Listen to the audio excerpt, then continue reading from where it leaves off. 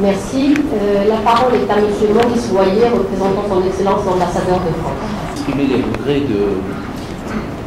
nos frères ambassadeurs de France au Maroc qui avaient prévu de participer à cette cérémonie de clôture du jumelage institutionnel sur l'INH, qui en a été empêché tout récemment par une obligation imprévue. Et il m'a demandé de le représenter et de vous lire le message qu'il adresse à cette importante assistance. Monsieur le directeur de l'épidémiologie, représentant Madame la ministre de la Santé du Royaume du Maroc, Monsieur le représentant du ministère des Affaires étrangères et de la coopération, Madame la représentante de l'Union européenne,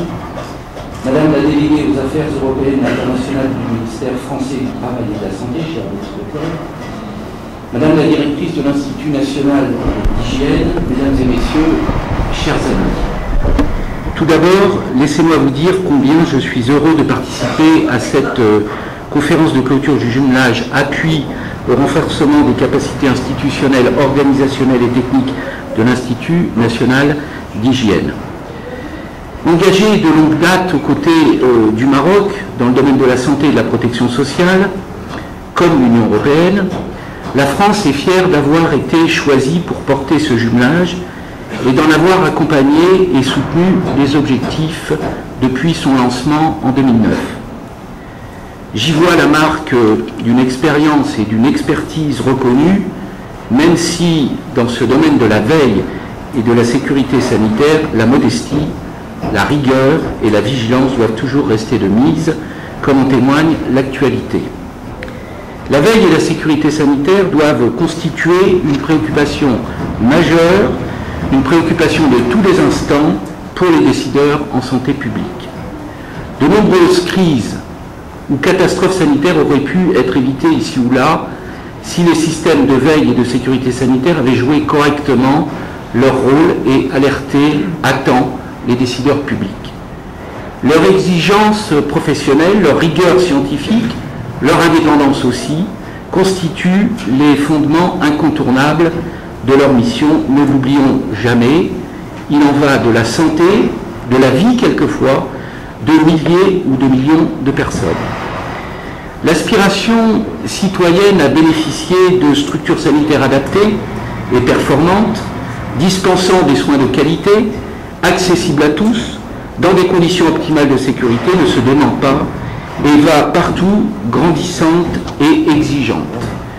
C'est la responsabilité des États d'y répondre dans les meilleures conditions économiques, sociales et techniques. Le projet de jumelage au profit de l'INH s'inscrit d'évidence dans l'initiative nationale pour le développement humain, vaste et ambitieux programme voulu et lancé par Sa Majesté le Roi Mohamed VI et auquel, avec d'autres, nous sommes fiers de contribuer. Ce projet est la marque de la volonté royale de doter le Maroc des outils les plus nécessaires et les plus modernes en matière de santé. Ce projet est aussi en totale cohérence avec la stratégie santé 2008-2012 arrêtée par Madame la ministre de la Santé du Royaume, dont je tiens à souligner ici et à saluer la pertinence et l'exhaustivité. Le renforcement de la prévention, la consolidation de la lutte contre les maladies transmissibles, le développement des actions contre les maladies non transmissibles, l'amélioration de la gouvernance du système de santé, la réforme hospitalière, l'amélioration de la qualité et de l'accessibilité des soins, de la disponibilité et de la sécurité du médicament, le développement de la recherche pour la santé, autant de composantes de cette ambitieuse stratégie que vous avez adoptée et qui sont au cœur des politiques de santé les plus avancées. Ce projet de jumelage au bénéfice de l'Institut national d'hygiène s'inscrit aussi dans le cadre de l'accord d'association Maroc-Union européenne, plus précisément dans le processus d'accompagnement et de participation aux réformes institutionnelles menées au Maroc. Il appuie concrètement les objectifs du ministère de la Santé pour le développement de la veille et de la sécurité sanitaire, conformément aux acquis de l'Union européenne et aux recommandations de l'Organisation mondiale de la santé. Alors que le Maroc a obtenu le statut avancé dans ses relations avec l'Union européenne, j'y vois la volonté du gouvernement marocain de s'inscrire dans la convergence communautaire en adoptant les standards de gouvernance et de fonctionnement les plus élevés au monde. L'Institut national d'hygiène est une référence nationale et internationale dans le domaine de la veille épidémiologique et sanitaire.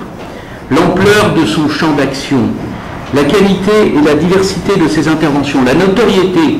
de ses travaux scientifiques en font un outil reconnu et apprécié de la santé publique au Maroc, un opérateur incontournable aussi. À cet égard, ce jumelage est un puissant levier de nature à renforcer sa performance et sa capacité pour répondre encore mieux aux impératifs de santé publique. Avec la création prochaine d'une agence nationale de santé publique, débouché naturel de ce jumelage, se dessinent des retombées particulièrement positives pour le système de santé marocain et donc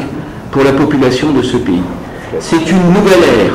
qui s'ouvre pour la santé publique au Maroc et à laquelle nous sommes heureux de participer. Permettez-moi de saluer et de féliciter tous les acteurs de ce grand projet pour leur engagement et la qualité de leur travail, au premier rang desquels nos partenaires marocains, bien sûr, mais aussi européens, sans oublier nos opérateurs français engagés dans ce programme, qu'il s'agisse de notre ministère de la Santé, de l'Institut national de veille sanitaire, de l'Association française de normalisation, du Centre hospitalier universitaire de Rouen ou encore du Centre national d'expertise hospitalière, sans oublier le chef de projet, professeur Alain Truchot, et le conseiller résident, Christian Ferraris. J'ai tenu à être là aujourd'hui pour vous dire l'importance et l'intérêt que j'attache à ce projet qui nous est commun et pour vous assurer aussi tout mon soutien et tous mes vœux de réussite dans la poursuite de cette démarche tellement utile et porteuse d'espoir pour la santé au Maroc.